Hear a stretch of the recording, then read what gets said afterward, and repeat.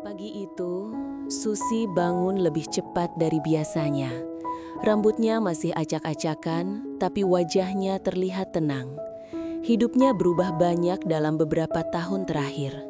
Dulu, ia setiap hari bangun jam 3 pagi untuk menyiapkan sembako di kios kecilnya. Sekarang, ia bekerja sebagai trader profesional yang kantornya cuma berupa laptop, tablet, dan beberapa monitor. Susi duduk di meja makan sambil minum teh hangat. Lumayan juga ya, hidup tanpa drama rumah tangga, gumamnya sambil tersenyum kecil. Walau tersenyum, Susi sebenarnya masih suka kepikiran soal mantan suaminya, Tony. Mereka sudah cerai setahun lalu. Tony memutuskan hubungan mereka karena menganggap Susi tidak bisa membantu menaikkan ekonomi keluarga. Padahal yang bekerja hanya Susi, sedangkan Tony lebih sering rebahan, bermain game, dan meminta uang. Namun, setelah berpisah, hidup Susi justru jauh lebih stabil. Tidak ada yang merengek minta dibelikan ini itu. Tidak ada yang marah kalau Susi sibuk belajar trading. Tidak ada tekanan emosional. Setelah sarapan, Susi membuka laptopnya. Grafik-grafik pasar mulai bergerak. "Nice, hari ini kelihatan tenang," katanya sambil mengetik cepat. Sambil bekerja, ponselnya berbunyi. Satu chat masuk di grup keluarga mantan suaminya. Susi sebenarnya sudah keluar dari grup itu sejak lama, tapi beberapa anggota keluarga masih sering menghubunginya langsung, terutama Mas Reza, kakak kandung Tony.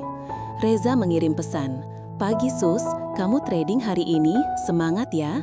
Susi tersenyum. Reza memang berbeda dari keluarga lainnya. Sikapnya santai, baik, dan selalu menghargai orang. Selama pernikahannya dulu, hanya Reza yang pernah membela Susi ketika Tony mulai berkata-kata yang menyakitkan hati. Susi membalas, "Iya mas, hari ini lumayan adem, makasih ya sudah menyemangati." Beberapa menit kemudian, Reza mengirim voice note pendek.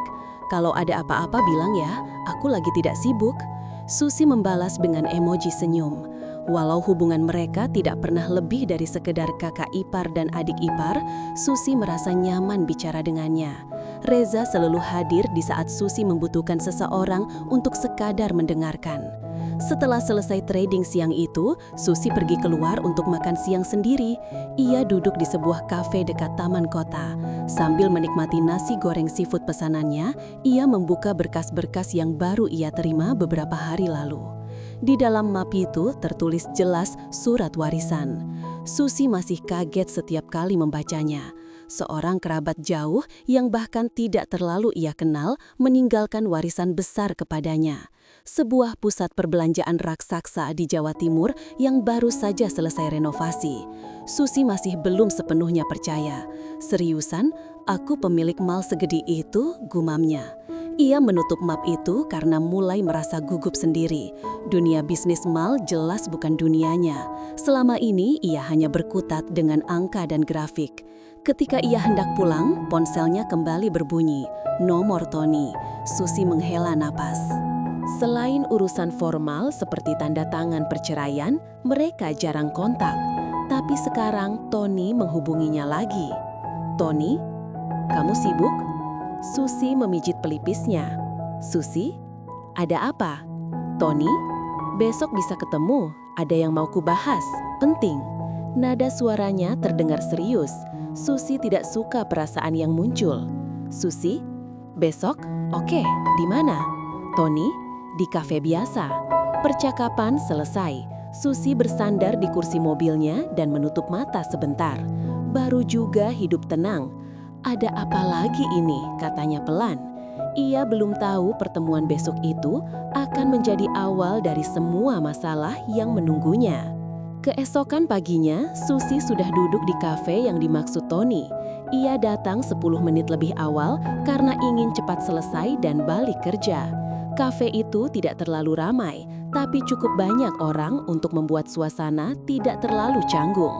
Tak lama kemudian Tony datang.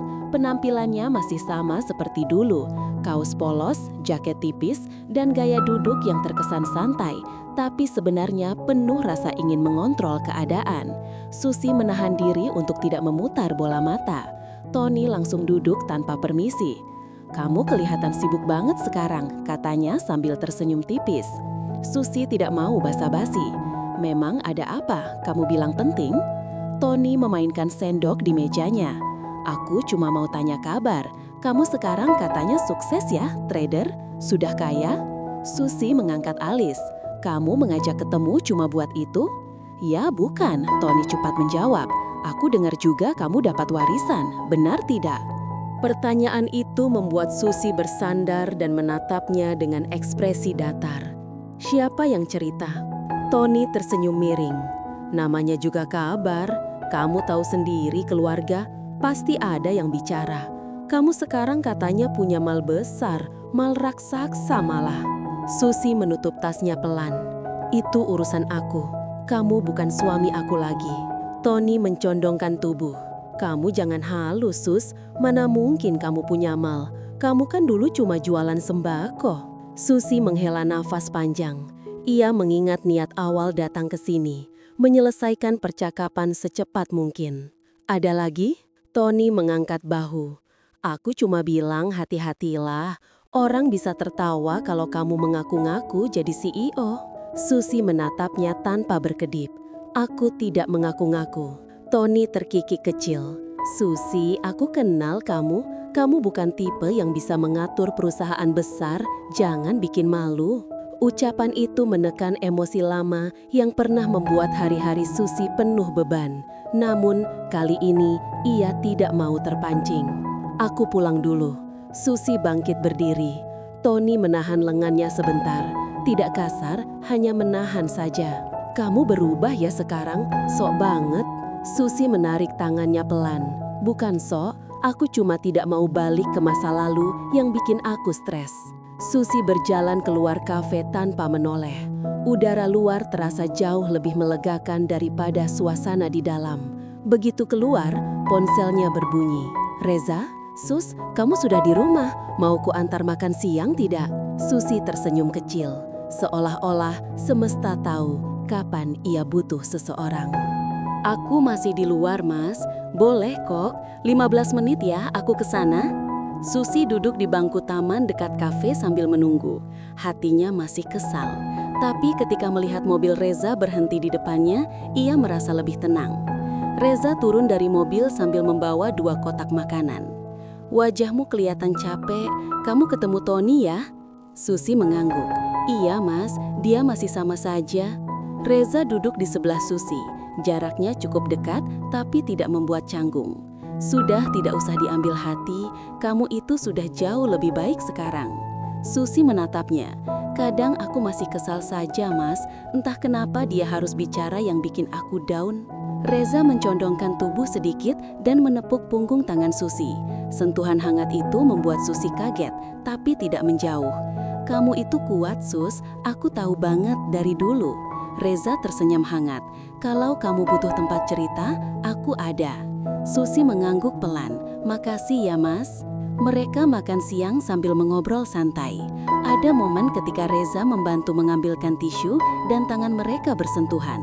Susi cepat menarik tangannya, tapi wajahnya memerah karena canggung. Reza tidak menyinggungnya sama sekali, tapi dari cara dia tersenyum, sepertinya dia sadar. Setelah selesai makan, Reza mengantar Susi pulang. Sebelum Susi turun, Reza berkata, "Besok, kalau kamu kemal warisanmu itu, kabari aku ya. Aku mau temani kalau kamu butuh." Susi menatapnya bingung. "Mas, tidak sibuk? Untuk kamu bisa diatur." Susi langsung menunduk, pipinya memerah. Oke Mas, makasih." Reza tersenyum sambil mengangguk. Saat Susi keluar dari mobil, ia tidak bisa menahan senyum kecil yang muncul diam-diam. Ia belum tahu, besok di mal itulah awal dari masalah-masalah baru akan mulai muncul. Tapi pagi ini Susi berusaha bersikap tenang. Ia bersiap-siap dengan pakaian rapi tapi sederhana, blazer hitam dan celana bahan yang nyaman. Ponselnya berbunyi. "Reza, Sus, aku sudah di lobi apartemen. Kamu siap belum?" Susi mengintip cermin. "Siap banget," gumamnya, lalu membalas pesan. "Susi turun ya, Mas?" Begitu sampai di lobi, Susi melihat Reza berdiri sambil menyandarkan diri ke mobilnya. Senyumnya muncul begitu melihat Susi turun dari lift. "Siap keliling kerajaan barumu?" ujarnya santai. Susi tertawa kecil.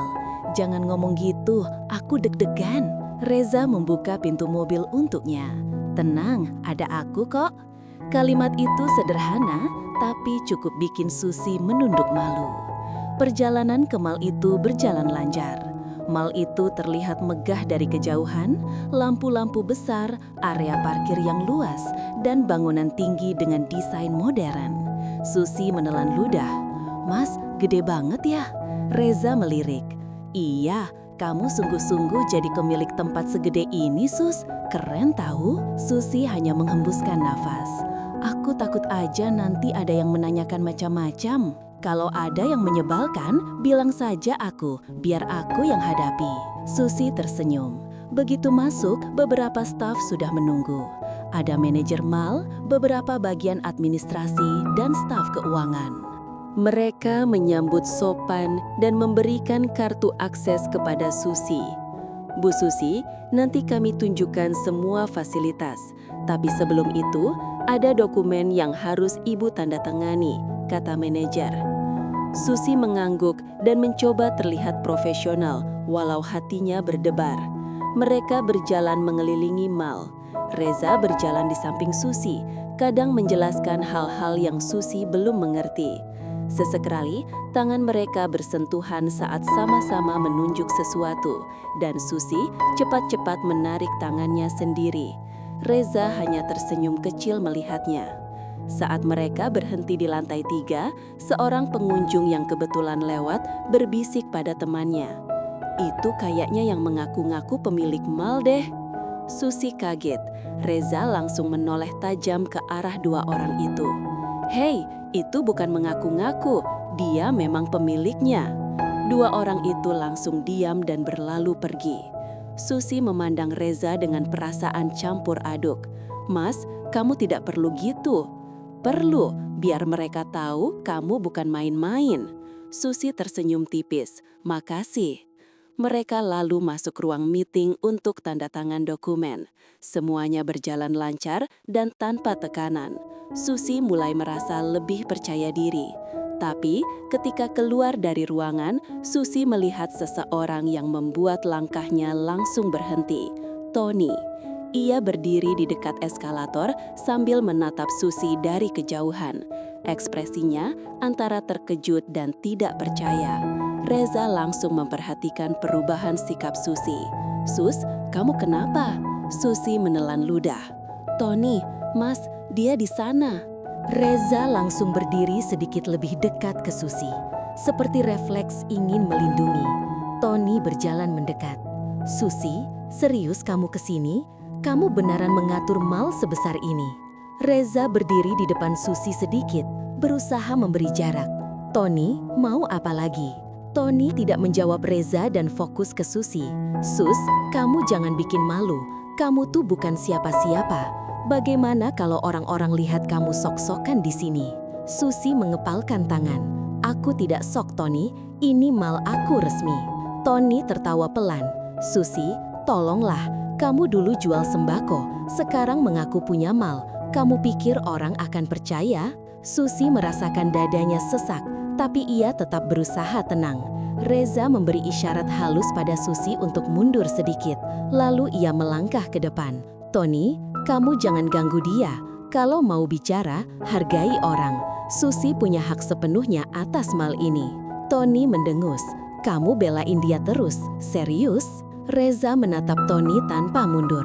"Iya, karena dia memang layak dibela." Susi terdiam.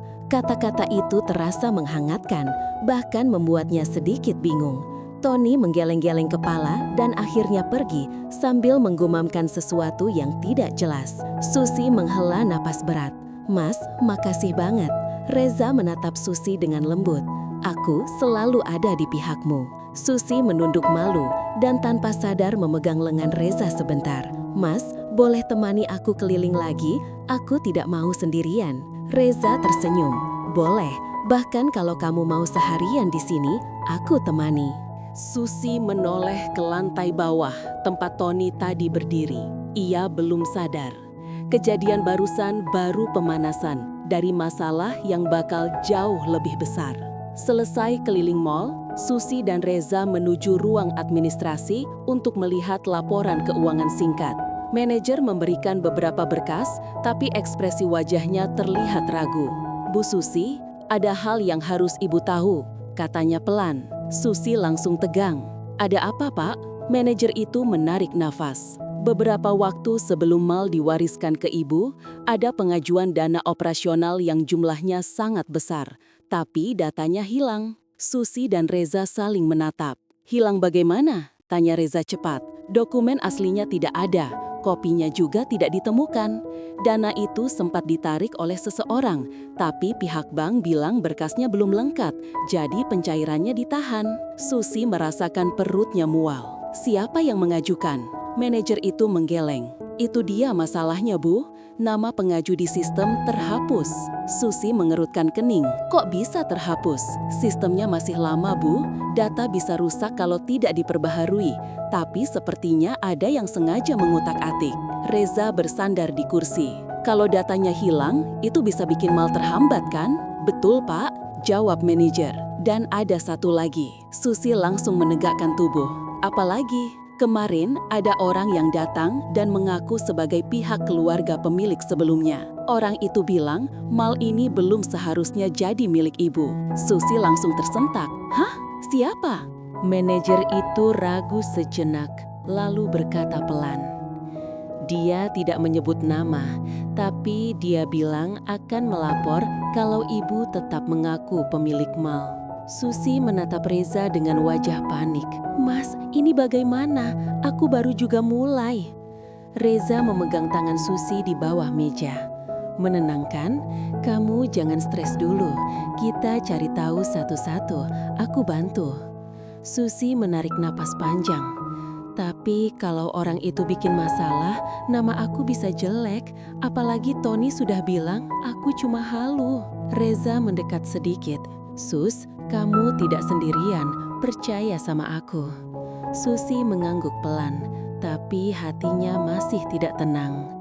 Keluar dari ruang administrasi, Susi memutuskan duduk sebentar di area lounge karyawan. Ia memijat pelipis karena kepalanya berdenyut. Reza duduk di sampingnya. Tidak terlalu dekat, tapi cukup membuat Susi merasa aman. "Kamu capek banget ya?" tanya Reza pelan. "Iya, Mas. Aku takut aja. Baru mulai sudah ada masalah sebesar ini." Reza menatap Susi lama. "Kalau kamu mau menangis, tidak apa-apa, Sus. Jangan ditahan." Susi menggeleng cepat. "Tidak mau, nanti aku makin pusing." Reza tertawa kecil. "Ya sudah, kamu pegang tangan aku saja." Susi memandangnya bingung. Reza mengulurkan tangannya pelan. Refleks, Susi memegangnya, dan anehnya itu benar-benar bikin perasaannya lebih ringan. "Mas, makasih ya selalu." Setelah merasa sedikit tenang, Susi dan Reza berjalan menuju lift untuk lanjut ke lantai lain. Tapi saat pintu lift terbuka, seseorang tiba-tiba memanggil dari belakang. "Bu Susi." Susi menoleh. Seorang pria dari tim legal mal menghampirinya dengan wajah cemas. "Ada apa, Pak?" tanya Susi. Pria itu memberikan selembar berkas. "Ini surat somasi. Kami baru saja menerimanya. Ada pihak yang menuntut kepemilikan mal ini." Susi langsung membeku. Reza cepat mengambil surat itu dan membacanya. "Sus, ini serius. Mereka ngotot bilang kamu tidak punya hak." Susi merasa lututnya lemas. "Mas, ini berarti masalahnya gede ya?" Reza menatap Susi dengan wajah tegas. "Iya, ini sudah masuk tahap dahaya." Susi menelan ludah. "Aku harus bagaimana?" Reza mendekat dan memegang bahu Susi dengan kedua tangan. "Kita hadapi bareng-bareng, tapi kamu harus kuat. Mulai hari ini, kamu ada di tengah konflik yang tidak kecil." Susi menunduk, napasnya goyah. "Mas, tapi takut." Reza menarik Susi dalam pelukan hangat, tidak berlebihan, tapi cukup untuk menenangkan. Kamu tidak apa-apa, aku ada. Susi membalas pelukan itu pelan. Untuk pertama kalinya sejak pagi, ia merasa sedikit tidak sendirian. Ia belum tahu, ini baru awal. Konflik yang lebih besar sudah menunggu di depan. Konflik yang lebih besar sudah menunggu di depan. Tapi di dalam pelukan Reza, Susi mencoba menenangkan diri meski kepalanya masih penuh ketakutan. Setelah beberapa detik, Susi melepaskan pelukan itu pelan. "Mas, aku tidak bisa diam. Kalau aku cuma menunggu, mal ini bisa direbut orang." Reza mengangguk. "Betul, kamu harus ambil langkah, tapi tenang, kita pikirkan bareng." Susi duduk di kursi terdekat memandang surat somasi tadi dengan wajah tegang. "Aku harus buktikan kalau warisan ini sah dan harus cari tahu siapa yang mengajukan dana operasional itu." Reza duduk di sampingnya. "Jadi tujuanmu sekarang apa?" Susi menarik napas panjang. "Tujuan aku mempertahankan mal ini. Apapun yang terjadi, aku harus buktikan aku pemilik resminya." Reza tersenyum tipis. "Itu baru Susi yang aku kenal." Sore itu, Susi memutuskan pergi ke kantor notaris yang menangani warisan tersebut. Reza ikut sebagai pendamping. Di dalam ruangan notaris, seorang pria paruh baya menjelaskan, "Surat warisan yang Anda terima itu valid, tidak ada yang salah. Namun, memang ada satu hal." Susi langsung tegang. "Apalagi, Pak?" "Sebelum almarhum memberi warisan kepada Anda, ada orang dari keluarga jauh yang sempat meminta perubahan nama penerima, tapi permintaan itu ditolak." Susi membeku. "Mereka mau warisan itu jatuh ke tangan siapa?" "Kami tidak diberitahu, Bu, tapi permintaan itu cukup agresif." Susi merasa perutnya mual. "Jadi, orang yang menuntut ini mungkin orang yang sama?" Notaris mengangguk pelan. "Kemungkinan besar." Reza memegang tangan Susi di bawah meja, memberi support tanpa banyak kata. Keluar dari kantor notaris, Susi bersandar di mobil dengan wajah letih. Reza berdiri di depannya sambil menatap penuh perhatian. "Kamu pasti capek banget." "Iya, Mas, aku tidak menyangka bakal seberat ini." Reza mendekat sedikit. "Kalau kamu mau istirahat dulu, tidak apa-apa. Tapi kalau kamu mau lanjutkan, aku ikut." Susi menatap Reza. "Mas, aku butuh kamu ikut. Aku takut bikin keputusan salah." Reza tersenyum kecil. "Ya sudah, kamu tinggal bilang mau kemana." Susi mengambil ponsel. "Kita ke bank yang pegang data dana operasional itu. Aku ingin lihat catatannya." Reza mengangguk. "Oke, gas." Di bank, Susi dan Reza masuk ke ruang khusus untuk melihat dokumen yang sebelumnya disebut hilang atau rusak. Seorang staf bank menjelaskan, "Bu Susi, datanya sempat diproses, tapi beberapa file digital terhapus. Namun ada satu yang tersisa, hanya satu." Susi langsung tegang. "Mana?" Staf bank memberikan printout sebuah dokumen. Di situ terlihat ada tanda pengajuan dana besar untuk mal. Tapi kolom nama pemohon buram, seperti disengaja dihapus. Susi menghela napas kecewa. "Ini tidak cukup." Reza mengusap punggung Susi pelan. "Tenang, kita cari cara lain." Susi memandangi dokumen itu lama lalu berkata, "Aku tidak boleh mundur. Aku harus cari tahu siapa yang bermain di belakang.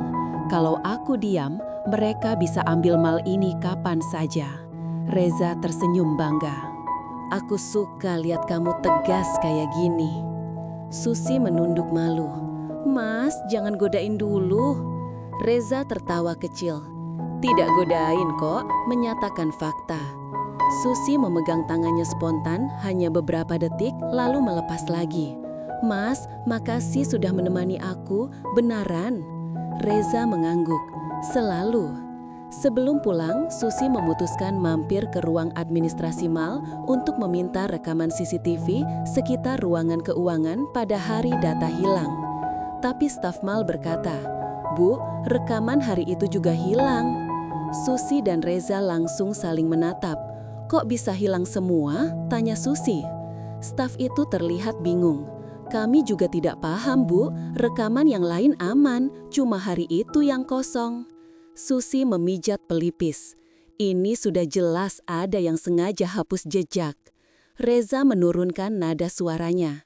Sus, mulai besok kita kumpulkan orang-orang yang pernah bekerja sama pemilik lama. Kita harus gali info. Susi mengangguk mantap. Mulai besok, aku mau semua orang yang terlibat dipanggil satu-satu. Reza tersenyum bangga melihat keberanian Susi. Susi menarik nafas panjang. Aku harus siap hadapi apapun. Reza mendekat sedikit dan berkata lembut, apapun yang kamu hadapi, aku ada di sampingmu. Susi tidak bilang apa-apa. Ia hanya tersenyum kecil sambil menatap lantai. Besok, pencarian kebenaran akan dimulai. Dan Susi belum tahu bahwa langkah kecilnya besok akan memicu konflik yang jauh lebih besar dari yang ia kira. Besok pencarian kebenaran akan dimulai. Dan Susi belum tahu bahwa langkah kecilnya besok akan memicu konflik yang jauh lebih besar dari yang ia kira. Pagi itu, Susi sudah berada di ruang meeting mall. Ia menyiapkan daftar orang yang ingin dipanggil untuk dimintai keterangan soal data hilang. Reza duduk di sampingnya sambil mengecek catatan di laptop. Sus, kita mulai dari staf keuangan dulu ya, kata Reza. Susi mengangguk. Iya mas, semoga saja mereka kooperatif ya. Namun sebelum mereka sempat memanggil siapapun, manajer mal masuk dengan wajah panik sambil membawa tablet. Bu Susi, kita ada masalah besar. Susi langsung tegang. Masalah apa lagi? Manajer menunjukkan layar tablet itu. Ada sebuah video yang baru saja viral di media sosial. Dalam video itu, ada rekaman seseorang mirip Susi berkata dengan nada sombong. Aku pemilik mal terbesar di Jawa Timur, jadi semua orang harus dengarkan aku. Susi membelalak. Itu bukan aku, itu deepfake, suaranya saja beda. Manajer mengangguk cepat. Iya Bu, tapi orang-orang di komentar tidak peduli. Banyak yang bilang ibu cuma halu dan sengaja bikin sensasi. Reza langsung berdiri. Siapa yang upload? Manajer menggeleng. Akun anonim Pak, hilang setelah unggah video itu. Susi memegangi kepala. Aduh, ini bikin reputasi aku hancur. Reza meraih tangan Susi mencoba menenangkan. Sus, tenang, video itu jelas palsu. Kita bisa buktikan. Susi menghela napas berat. Tapi komentar netizen kejam mas, mereka sudah percaya itu aku. Apalagi Tony, pernah bicara aku halu soal mall. Manajer menambahkan, Bu, beberapa penyewa toko mulai tanya apakah benar ibu pemilik mall. Mereka takut kalau kepemilikan dimasalahkan, mal ini jadi tidak stabil. Susi menatap Reza dengan mata berkaca-kaca. Mas, ini bahaya banget. Kalau penyewa mundur, operasi mal bisa terganggu. Reza mendekat lagi dan menyentuh bahu Susi. Sus, lihat aku. Kamu jangan menyerah. Ini bagian dari permainan orang yang mau ambil mal kamu. Susi menggigit bibir. Aku tidak mau kalah. Tapi sekarang serangan dari media sosial ini kacau banget. Manajer menambahkan, Bu, wartawan juga sudah tanya ke kantor. Mereka minta klarifikasi. Susi menutup wajah dengan kedua tangan. Mas, apa yang harus aku lakukan? Reza menarik kursi dan duduk tepat di depan, menatapnya serius namun lembut. Kita bikin klarifikasi resmi. Kita jelaskan video itu palsu. Dan jangan sendirian. Aku bakal ada di sana. Susi menurunkan tangan menatap Reza. Mas, kalau aku salah bicara nanti makin ribut. Reza tersenyum kecil. Kalau kamu gugup, kamu pegang tangan aku saja biar tenang. Susi tersenyum tipis sedikit malu. Mas, jangan bicara gitu. Aku jadi deg-degan beda. Reza tertawa kecil. Ya sudah, intinya aku ada buat kamu. Mereka keluar dari ruang meeting dan berjalan menuju ruang konferensi pers kecil di lantai 2. Baru berjalan beberapa meter, Susi mendengar seseorang memanggil dari belakang. Susi, Susi menoleh. Ternyata Tony berdiri di sana sambil mengangkat ponselnya yang menampilkan video palsu itu. Tony mendekat sambil tertawa tidak percaya.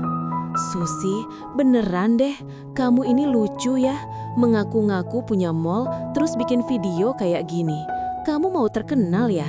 Susi langsung marah. "Tony, itu bukan aku, itu video palsu." Tony mengangkat alis. "Serius, kamu mau bilang itu bukan kamu? Suara sama, muka sama. Kamu tuh kenapa sih? Dulu jualan sembako, sekarang sok jadi ratu mal." Susi mengepalkan tangan. "Tony, aku tidak butuh kamu percaya, tapi jangan ganggu hidup aku lagi." Tony tertawa kecil sambil menggeleng-geleng kepala.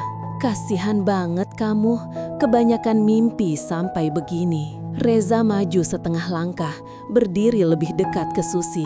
"Cukup Tony, kamu lihat Susi lagi berusaha keras menjalani hidupnya, jangan tambah beban." Tony melirik Reza tajam.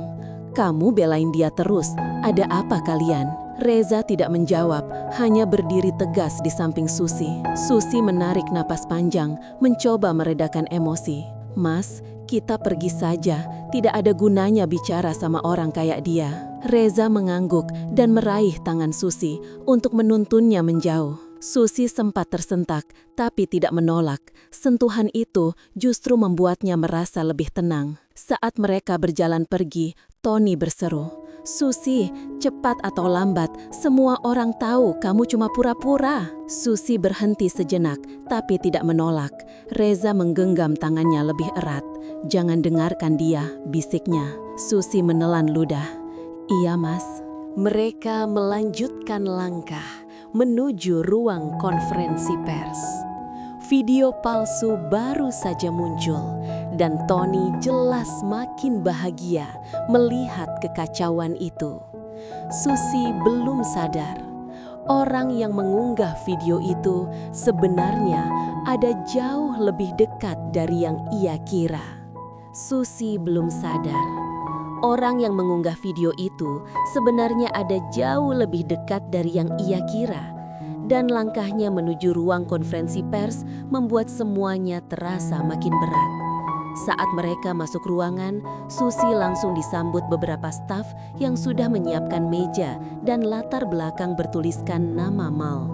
Susi menarik napas panjang, mencoba menenangkan diri. "Sus, kalau kamu gugup tinggal lihat aku," kata Reza sambil menepuk pelan bahunya. Susi mengangguk. "Iya Mas, makasih ya, kamu benar-benar bikin aku lebih tenang." Reza tersenyum. "Kita selesaikan ini bareng." Beberapa menit kemudian, konferensi dimulai. Susi duduk di depan, sementara Reza berada di sampingnya sebagai pendamping. Para wartawan sudah siap dengan kamera dan perekam suara. Seorang wartawan langsung bertanya, "Bu Susi, apa benar video yang beredar itu adalah Ibu?" Susi menelan ludah. Ia merasakan telapak tangannya dingin. Reza diam-diam menyentuh punggung tangannya dari bawah meja. Gestur kecil untuk menenangkan. Susi akhirnya menjawab, "Video itu palsu. Itu bukan saya. Ada pihak yang sengaja bikin rekaman mirip saya untuk menjatuhkan reputasi saya sebagai pemilik mall." Beberapa wartawan saling menatap. Ada yang meragukan, ada yang mencatat serius. Wartawan lain bertanya, "Kalau begitu, apa Ibu punya bukti kuat bahwa video itu palsu?" Susi sedikit panik. "Buktinya sedang kami siapkan. Tim IT Mall akan periksa sumber videonya." Reza langsung menimpali cepat menyelamatkan suasana.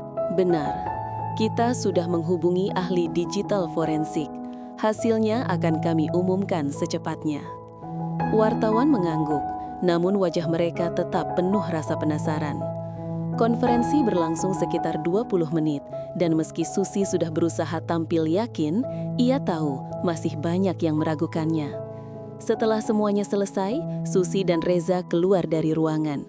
Susi langsung bersandar ke dinding. "Mas, aku takut orang tetap tidak percaya." Reza berdiri di depannya, wajahnya lembut. "Sus, kamu sudah melakukan yang terbaik. Kita tinggal cari siapa yang bikin video itu." Susi menggigit bibir.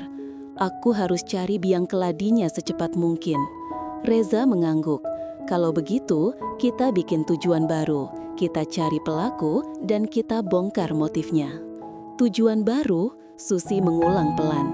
Iya, kamu harus siap. Soalnya pasti ada rintangan lagi, ucap Reza. Susi mencoba tersenyum. Rintangan lagi ya? Kayaknya hidup aku penuh bonus masalah deh.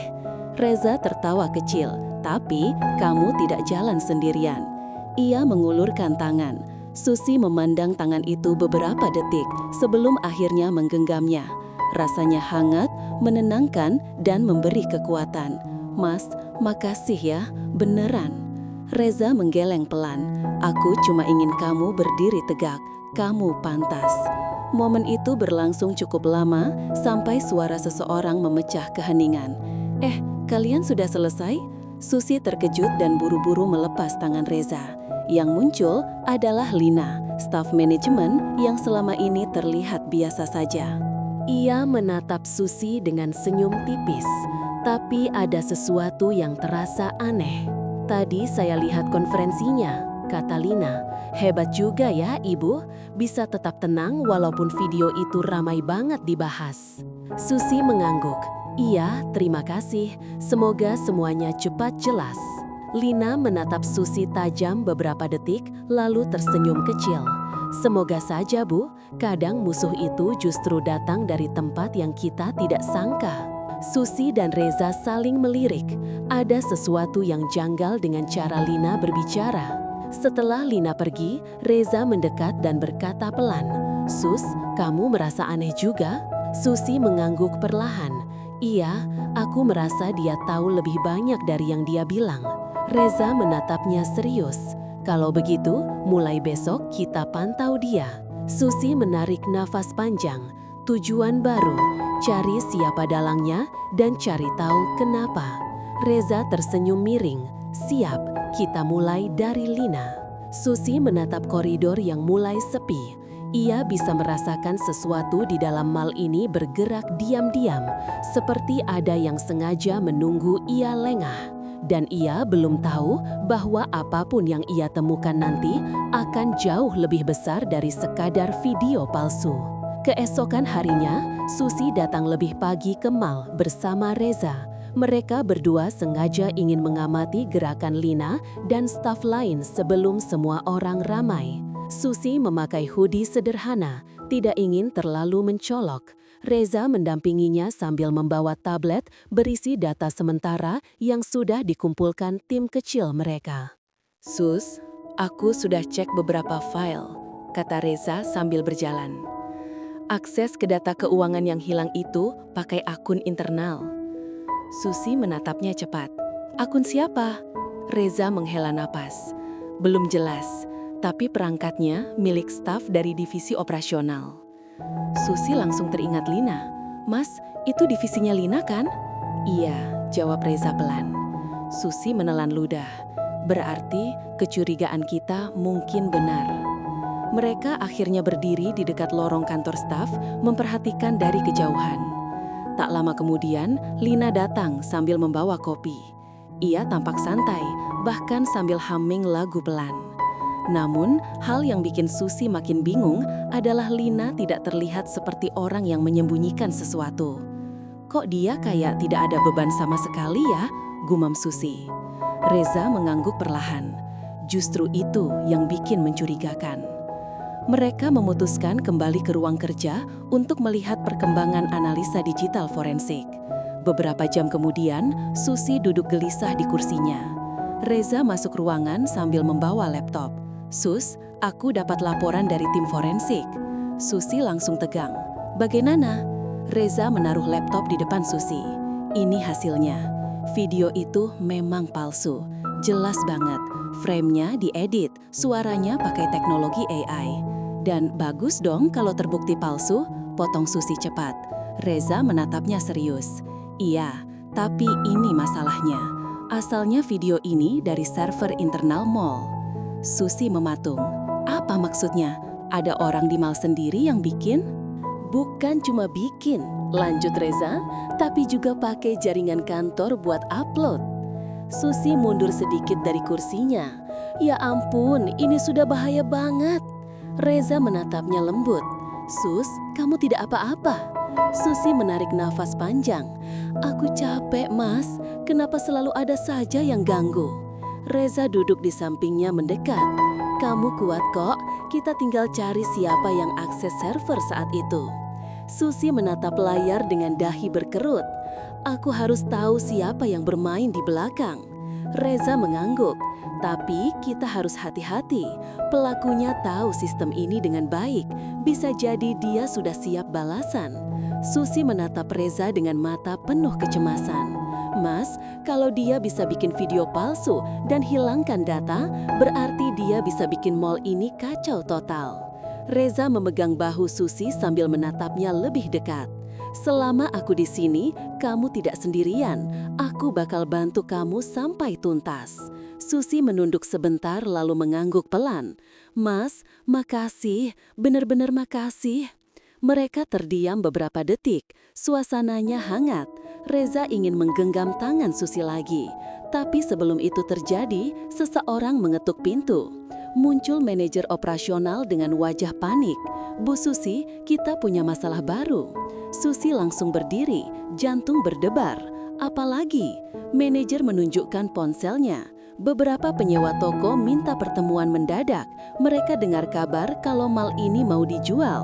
Susi terkejut. "Apa? Siapa yang bilang mal mau dijual?" Manajer menghela nafas. "Kabar itu tersebar dari grup internal karyawan. Ada screenshot yang katanya dari ibu." Reza langsung mendekat. "Screenshot apa?" Manajer memperlihatkan gambar. Itu percakapan palsu dengan nama Susi. Seolah-olah Susi menulis, "Mal ini memang akan dijual, penyewa siap-siap saja." Susi menutup mulutnya dengan tangan. "Itu bukan aku, itu fitnah." Reza memijat pelipisnya. Ini sudah masuk level sabotase serius. Susi merasakan dunia seperti berputar. "Mas, kenapa semua ini terjadi barengan?" Reza menatapnya tajam penuh tekad. "Karena ada seseorang yang mau kamu jatuh, dan dia tidak bakal berhenti sampai kamu benar-benar tersudut." Susi menahan nafas, dada terasa sesak. "Mas, aku takut kehilangan semua ini." Reza mendekat, menatap Susi lebih dekat dari sebelumnya. "Kamu tidak bakal kehilangan apapun. Kita cari pelakunya, kita bongkar semuanya."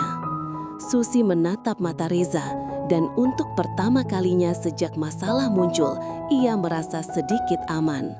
Tapi sebelum Susi bisa membalas, ponselnya berbunyi. Satu pesan masuk dari nomor tak dikenal. "Kamu pikir kamu bisa sembunyi? Mainku baru mulai." Susi memandang layar dengan tangan gemetar. Dan di titik itulah ia sadar konflik ini jauh lebih besar dari yang ia bayangkan. Konflik ini jauh lebih besar dari yang ia bayangkan. Susi masih memandangi layar ponselnya dengan tangan bergetar. Reza langsung mengambil langkah cepat mendekat. "Sus, siapa yang kirim pesan itu?" tanya Reza dengan nada serius. Susi menunjukkan layar. "Nomornya tidak dikenal, Mas. Aku tidak mengerti kenapa dia bicara kayak gitu." Reza menghela napas panjang. Pelakunya mulai main psikologis. Dia sengaja bikin kamu takut. Susi duduk di kursinya merasa lututnya lemas. "Mas, aku kok makin bingung ya. Ini sudah sampai tahap mengancam." Reza duduk di sampingnya mendekat dan meraih tangan Susi. "Dengar ya, kamu tidak boleh goyah. Kita lagi dekat banget sama pelakunya. Makanya dia mulai panik dan menyerang." Susi mengangguk pelan. "Iya, tapi semuanya datang barengan." Reza menatapnya lembut. "Aku tahu kamu capek, tapi kamu tidak sendirian." Susi perlahan bersandar di bahu Reza. "Mas, sebentar aja, aku mau diam di sini." Reza terdiam sejenak, membiarkan Susi bersandar. Ia hanya menepuk pelan punggung Susi agar lebih tenang. Momen itu sederhana, tapi memberi Susi sedikit kekuatan untuk bernapas lebih stabil. Namun kehangatan itu hanya berlangsung beberapa menit sebelum suara notifikasi lain terdengar. Ding! Kali ini dari grup penyewa mal. Susi mengambil ponselnya. Ada puluhan pesan langsung membanjiri layar. Bu Susi, jadi mal mau dijual? Kalau ibu tidak jawab, kami mundur. Kami rugi kalau status mal tidak jelas. Susi merasa kepalanya berputar. Mas, kalau penyewa keluar semua, mal bisa berhenti beroperasi. Reza langsung berdiri. Sus, kita harus respons cepat. Kita adakan pertemuan terbuka sama semua penyewa. Susi menatapnya ragu, tapi aku lagi di tengah isu video palsu dan chat palsu. Itu justru kenapa kamu harus bicara langsung, kata Reza tegas. Tidak bisa biarkan rumor berkembang. Susi menghela napas panjang. Oke, aku siap.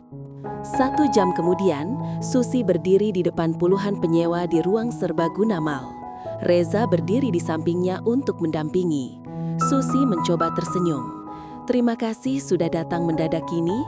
Aku mau jelaskan bahwa mal tidak dijual dan screenshot yang kalian lihat itu bukan dari aku. Sebagian penyewa mengangguk, tapi sebagian lain terlihat gelisah. Seorang penyewa toko pakaian berdiri. Bu, tapi kenapa bisa ada percakapan palsu pakai nama ibu? Kami khawatir mal ini lagi ada masalah. Susi terdiam, bingung harus jawab apa. Reza langsung maju setengah langkah. Mal ini baik-baik saja. Ada pihak yang mencoba merusak reputasi Ibu Susi, tapi semuanya sedang diselidiki. Penyewa lain menyela, kami butuh jaminan, bukan janji, Pak. Susi merasa dadanya menegang. Kata-kata itu menusuk, bukan kasar, tapi membuatnya makin panik. Reza menoleh ke Susi, memberi isyarat agar ia bicara lagi. Susi menarik napas pelan. Teman-teman, aku mengerti kekhawatiran kalian, tapi aku tidak akan biarkan mal ini tutup atau bermasalah. Aku janji semua isu ini akan aku bereskan. Para penyewa saling berbisik. Belum puas. Tapi mereka mulai tenang. Pertemuan selesai setengah jam kemudian. Susi keluar dari ruangan dengan wajah lelah. Mas, ini benar-benar berat. Reza mengangguk. Tapi kamu berhasil tenang dan jelaskan semuanya. Itu langkah bagus. Susi menyandarkan punggung ke dinding, menutup mata sebentar. Aku cuma takut tidak bisa jaga mal ini. Reza mendekat lalu meraih tangan Susi pelan. Kamu bisa. Kamu cuma lagi di pojokan, tapi kita belum kalah. Susi membuka mata dan menatap Reza. Mas, aku takut semua usaha kita ujungnya gagal. Reza memegang tangan Susi lebih erat. Kalau kamu jatuh, aku yang angkat. Susi tersenyum lemah. Mas, kalau kamu bicara gitu, aku jadi makin deg-degan. Reza tertawa kecil. Deg-degan bagus, minimal kamu ingat aku masih di sini. Saat tensi mulai mereda, tiba-tiba ponsel manajer berbunyi keras dari ujung lorong. Ia berlari kecil ke arah Susi. Bu, kita ada masalah baru lagi. Susi langsung tegang. Apalagi? Manajer mengangkat ponselnya. Beberapa toko besar baru saja kirim surat resmi. Mereka ancam akan cabut kontrak. Susi langsung pucat. Sekarang, iya Bu, mereka bilang isu mal mau dijual bikin mereka tidak aman. Susi memegangi kepala. Ini kacau. Kalau mereka keluar, mal bisa rugi besar. Reza menatap Susi. Sus, ini sudah masuk ke level krisis. Susi menatap lantai dengan gemetar. Mas, aku benar-benar tidak siap kalau mal sampai goyang. Reza mendekat dan memegang kedua bahu Susi. Dengar aku. Kita cari pelaku itu. Siapapun dia, dan kita tuntaskan sekarang. Susi menatap Reza. Saat itu, ia merasa hanya Reza yang membuatnya tetap bisa berdiri. Tapi pikiran Susi hancur ketika sebuah pesan baru masuk. Kali ini, isinya cuma satu kalimat. Langkah pertama berhasil. Kamu siap kehilangan semuanya. Susi menatap layar dengan mata membesar. Dan saat itulah ia sadar. Pelaku bukan cuma mau menjatuhkan reputasinya. Pelaku mau menghancurkan seluruh hidupnya. Pelaku bukan cuma mau menjatuhkan reputasinya. Pelaku mau menghancurkan seluruh hidupnya. Susi masih menatap pesan itu lama. Napasnya naik turun tidak teratur.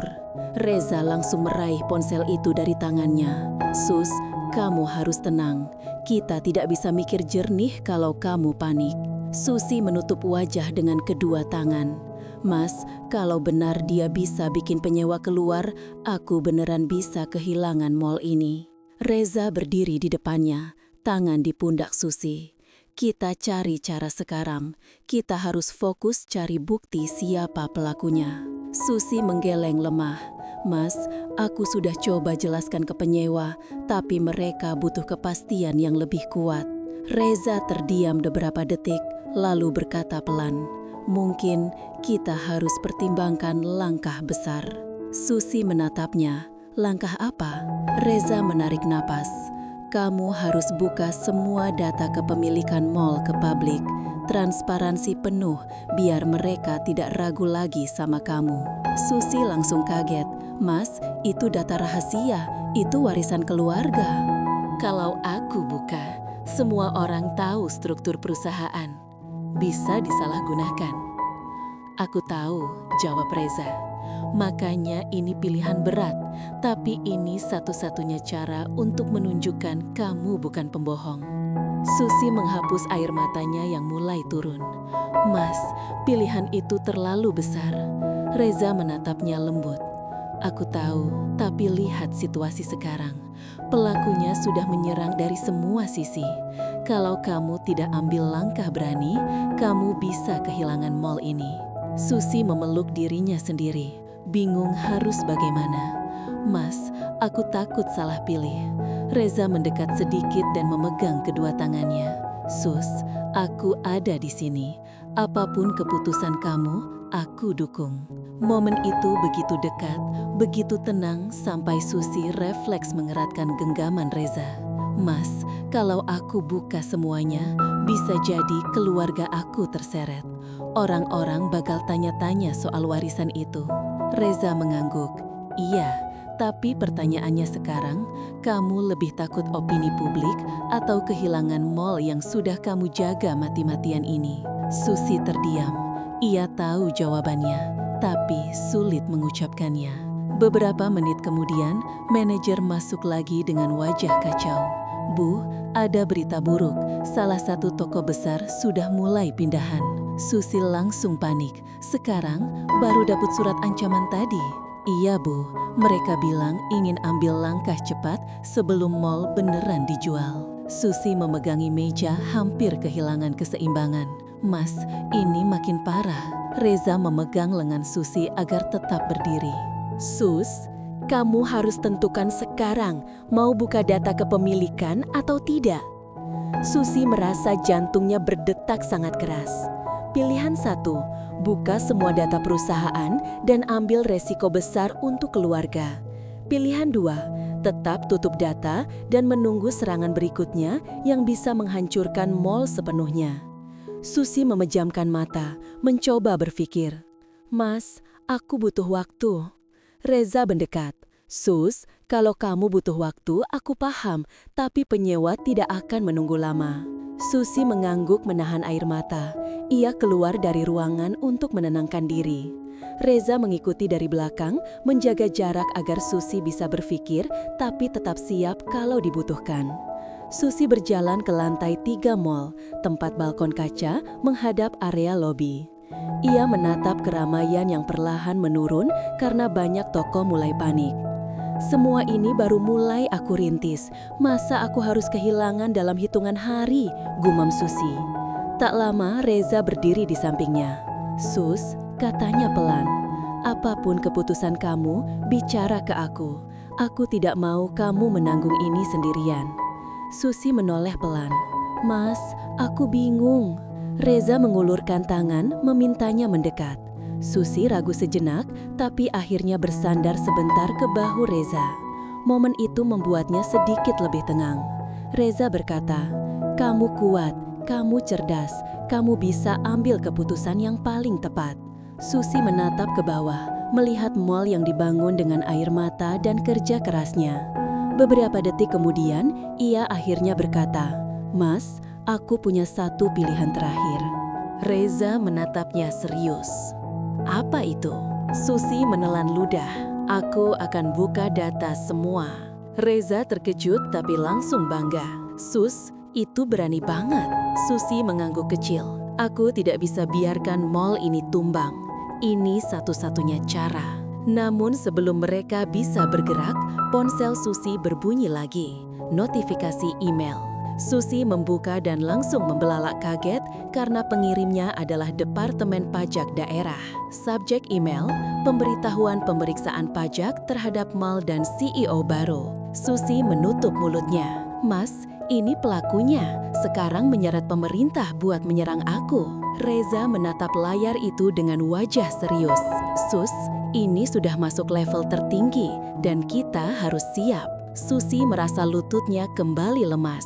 Semua usahanya terasa seperti runtuh satu persatu. Dan pilihan yang ia ambil barusan mungkin adalah langkah yang akan mengubah seluruh hidupnya. Semua usahanya terasa seperti runtuh satu persatu.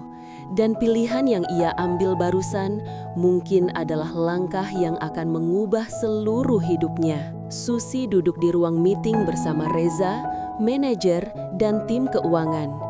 Email dari pajak masih terbuka di layar. Semua orang menatapnya menunggu keputusan. Susi menarik nafas panjang. Oke, kita tidak bisa mengumpat.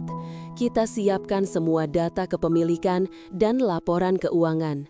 Aku mau semuanya dibuka transparan. Manajer terlihat kaget. Bu, ini keputusan besar banget. Apa ibu yakin? Susi menatap mereka satu persatu.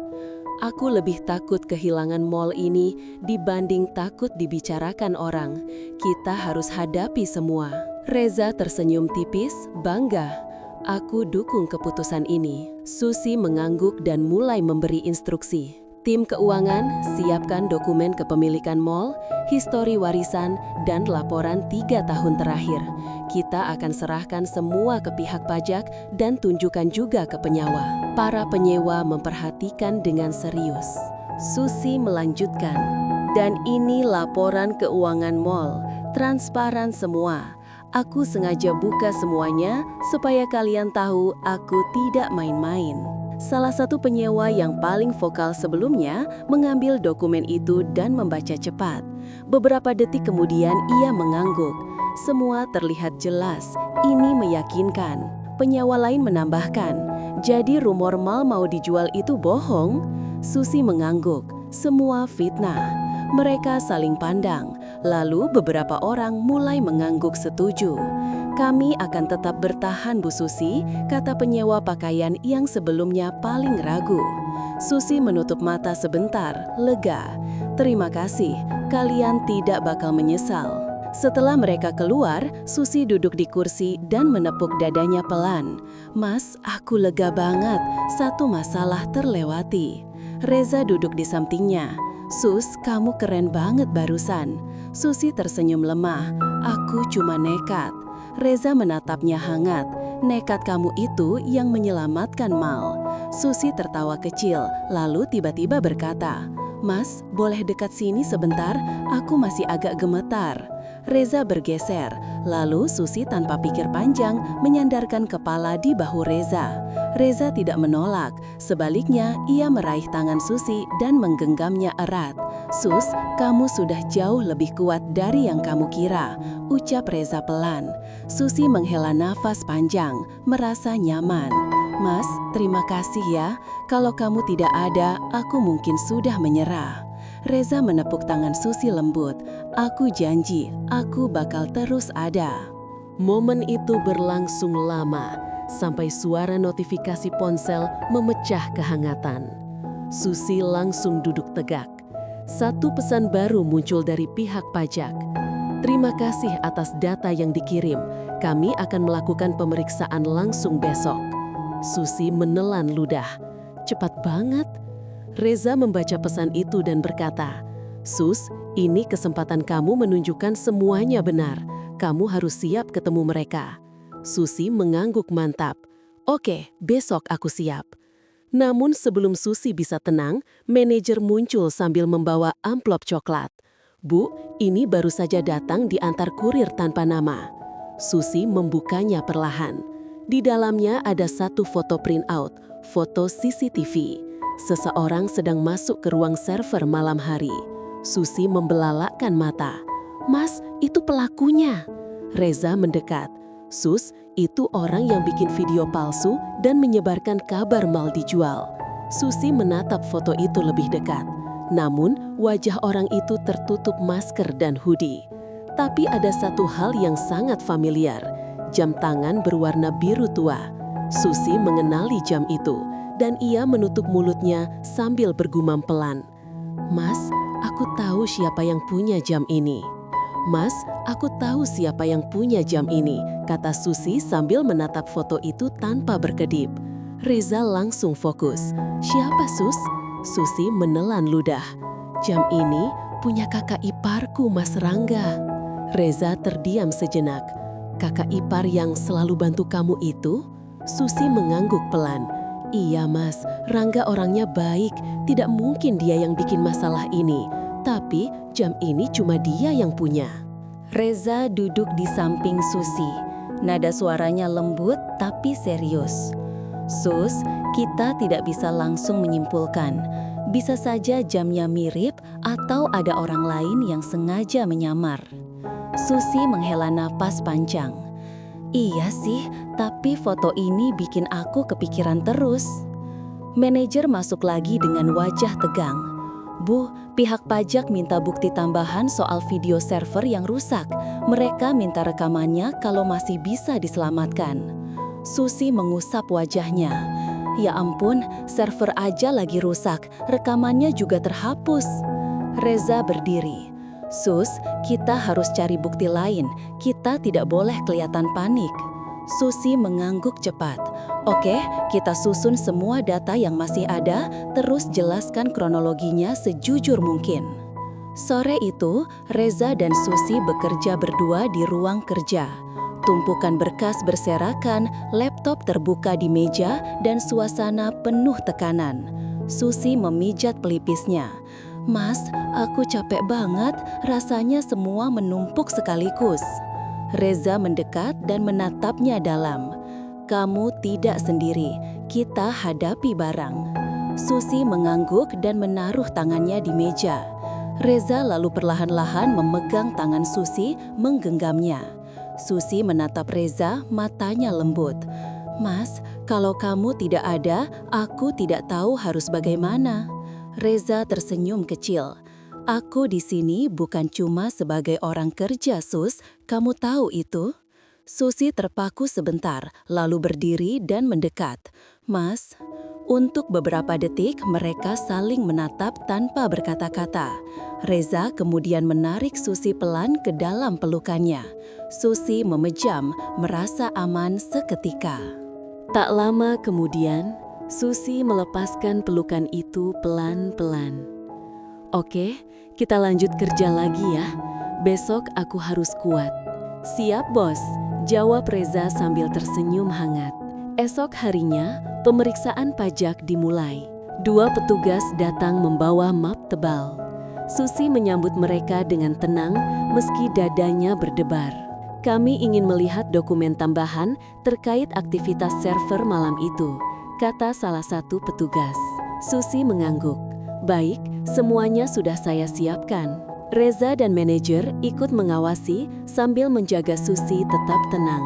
Setelah memeriksa beberapa dokumen, petugas itu bertanya lagi, apakah ada orang lain selain tim IT yang memiliki akses ke ruang server? Susi dan Reza saling pandang. "Secara resmi, tidak ada," jawab Susi hati-hati. Petugas mencatat sesuatu lalu berkata, "Dalam laporan kami, ada bukti bahwa akses ke ruang server terjadi di luar jam operasional. Kami akan telusuri. Untuk saat ini, kami butuh rekaman CCTV dari lorong." Susi menelan ludah tapi mengangguk. "Rekaman lorong masih aman, kami akan kirim hari ini." Petugas berdiri.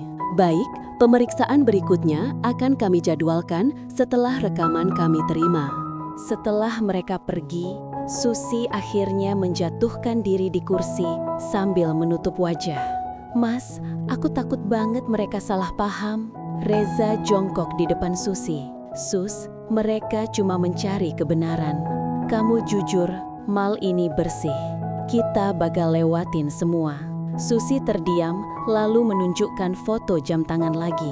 Mas, masalah sebenarnya bukan cuma pajak. Aku harus tahu siapa yang masuk server itu. Reza mengangguk mantap. Oke, kita cari orang itu. Susi menatap foto itu lama, lalu berkata pelan.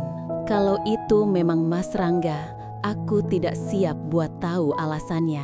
Kalau itu memang Mas Rangga, aku tidak siap buat tahu alasannya, kata Susi pelan sambil terus menatap foto itu. Reza duduk di sampingnya. Sus, kita tanya langsung aja, lebih baik daripada kamu terus kepikiran. Susi menghela napas panjang. Iya, aku harus hadapi. Sore itu, Susi dan Reza menuju rumah kakak iparnya, Rangga. Rumahnya sederhana, tapi terasa hangat seperti biasa. Saat pintu dibuka, Rangga terlihat kaget melihat Susi datang dengan wajah serius. Loh Sus, masuk dulu, ada apa? Tanya Rangga. Susi menelan ludah. Mas, kita ngobrol sebentar ya. Mereka masuk ke ruang tamu. Reza duduk agak jauh, memberi ruang untuk Susi dan Rangga bicara. Susi mengeluarkan foto CCTV itu dari tasnya dan meletakkannya di meja. Mas, aku cuma mau tanya, ini jam tangan Mas kan? Rangga melihat foto itu, wajahnya langsung berubah. Bukan marah, tapi sedih. Iya Sus, itu jam yang sering Mas pakai, jawabnya pelan. Susi menahan napas. Jadi itu Mas di foto. Mas masuk ke ruang server malam-malam hari? Rangga memejamkan mata sebentar lalu mengangguk. Susi langsung menunduk menahan campuran kecewa dan bingung. Mas, kenapa? Aku kan percaya sama Mas. Rangga menggeser tubuhnya mendekat. Sus, dengarin dulu ya. Mas masuk ke server bukan buat menjatuhkan kamu. Susi mengangkat kepala perlahan. Terus buat apa? Rangga mengambil napas panjang. Waktu itu, Mas dapat kabar kalau ada orang dari luar yang mau menyadap data mal. Mas panik. Mas takut kamu diserang orang jahat. Makanya, Mas masuk server buat mengecek langsung. Susi dan Reza saling pandang terkejut. Susi mengerutkan kening. Kenapa tidak bilang atuh? Karena Mas khawatir kamu tambah stres. Kamu lagi sibuk mengurus mal, mengurus warisan, dan dengarin ocehan Tony. Mas cuma mau jagain kamu dari jauh. Susi diam, perasaannya campur aduk. Terus kenapa ada video palsu yang keluar? Tanya Reza. Nada suaranya hati-hati. Rangga langsung menggeleng. Itu bukan Mas. Mas cuma masuk sebentar buat mengecek kabel dan akses keamanan. Mas tidak merusak apapun. Susi meremas jarinya sendiri. Mas, aku dapat tekanan besar dari pajak gara-gara ini. Penyewa hampir bubar. Aku hampir tumbang. Rangga menatap Susi dengan mata berkaca-kaca. Maaf, sungguh Mas tidak tahu bakal sejauh itu. Mas cuma ingin kamu aman. Sejak kamu cerai, Mas lihat kamu dijelek-jelekan Tony setiap hari. Mas tidak mau kamu jatuh. Susi terdiam. Lalu tanpa sadar, ia bangkit dan memeluk Rangga. Mas, aku tidak marah. Aku cuma lega banget, kata Susi sambil memeluk kakak iparnya erat. Rangga menepuk punggung Susi. Mas janji, Mas bakal bantu kamu cari siapa pelaku sebenarnya. Reza berdiri mendekat. Berarti kita mulai mencari dari orang yang punya akses lewat lantai 2 ya? Rangga mengangguk yakin. Betul. Dan Mas ada curiga? Orangnya bukan orang luar, tapi orang dalam. Susi membelalakkan mata. Orang dalam? Rangga mengangguk pelan. Iya, dan kayaknya dia sudah lama tidak suka kamu ambil alih mal. Susi tersentak. Siapa? Kenapa? Rangga menatap Susi serius. Sus, Mas tidak mau kamu kaget. Tapi ada satu nama yang muncul dari rekaman akses. Nama yang kamu tidak bakal duga.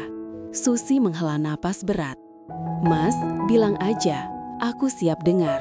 Rangga menatap Susi tajam. Orang yang masuk server malam itu adalah manajer keuangan kamu sendiri. Pak Arman yang tiap hari bantu aku menyusun laporan itu, kata Rangga dengan nada serius. Susi langsung terpaku. Reza mengangguk pelan. Sus, dia memang orang yang paling punya akses selain kamu. Susi duduk lagi, bingung dan kecewa. Tapi kenapa selama ini dia kelihatan baik, loyal, tidak pernah mengeluh? Rangga mencondongkan tugu. Justru karena kamu percaya penuh, Sus. Orang yang bikin masalah biasanya muncul dari tempat yang paling tidak kita sangka. Susi meremas kain di pangkuannya. Aku tidak mau menuduh sebelum ada bukti. Kita harus pastikan. Reza berdiri. Aku setuju. Kita cek rekaman akses, terus kita bandingkan sama jadwal kerja Pak Arman. Susi mengangguk. Oke, kita tidak boleh gegabah. Malam itu, Susi dan Reza kembali ke ruang server bersama Rangga. Rekaman CCTV lorong sudah diambil dari arsip cadangan. Susi duduk di depan layar monitor menekan tombol play. Di rekaman itu, terlihat seseorang berjalan cepat ke arah ruang server. Wajahnya memang ketutup masker, tapi gerak-geriknya sangat familiar. Reza menunjuk layar. Lihat cara dia buka pintu. Itu kebiasaan Pak Arman banget. Dia selalu pencet kode sambil miring dikit begitu. Susi memegang dadanya. Iya, itu memang kebiasaan dia. Rangga menambahkan. Dan lihat jaketnya. Itu jaket yang dia sering pakai tiap pulang malam. Susi menarik napas panjang, mencoba tetap tenang. Reza berkata lembut, Sus, kalau ini benar, kamu harus siap. Dia bukan cuma manajer, dia orang yang kamu percaya banget. Susi menelan ludah. Aku siap, Mas. Besok kita panggil Pak Arman. Keesokan paginya, Susi mengundang Arman ke ruang meeting. Arman datang dengan wajah polos seperti biasa. Bu, ada yang perlu dibahas? Tanyanya santai. Susi memasang wajah tegas. Pak Arman, saya mau tanya soal rekaman akses ruang server. Arman sempat terdiam sepersekian detik. Kecil sekali, tapi Reza dan Rangga melihatnya. Oh, soal itu, saya kan tidak pernah masuk di luar jam kerja, Bu. Jawab Arman sambil tertawa kecil. Susi meletakkan foto CCTV di meja. Pak, ini jam tangan Bapak kan? Arman memandangi foto tersebut.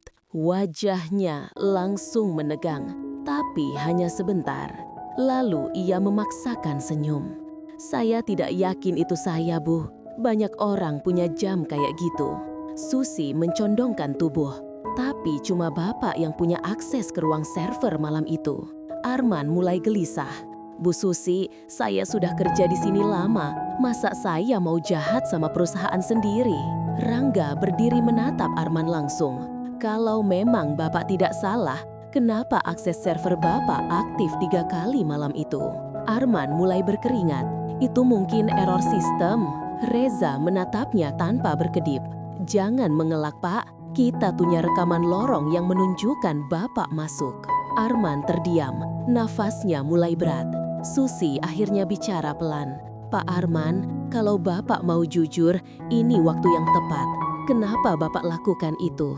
Siapa yang suruh? Arman menunduk lama sekali. Ruang meeting menjadi hening. Lalu perlahan Arman mengangkat kepalanya. Aku tidak bermaksud menyakiti ibu, katanya lirih. Susi menatapnya penuh campuran kecewa dan penasaran. Terus kenapa? Arman menggenggam tangannya sendiri, gelisah. Aku di lobi seseorang, Bu. Dia janjiin uang besar kalau aku bikin kekacauan di mall. Dia bilang mal ini tidak pantas dipimpin ibu. Susi menegang. Siapa orangnya? Arman menatap Susi dengan ragu, lalu akhirnya mengatakan sesuatu yang bikin semuanya terpaku. Orang itu adalah mantan suami ibu sendiri, Tony. Susi membeku di tempatnya. Reza mengepalkan tangan. Rangga menatap dengan mata membara. Susi hanya bisa berbisik. Sampai segininya ya.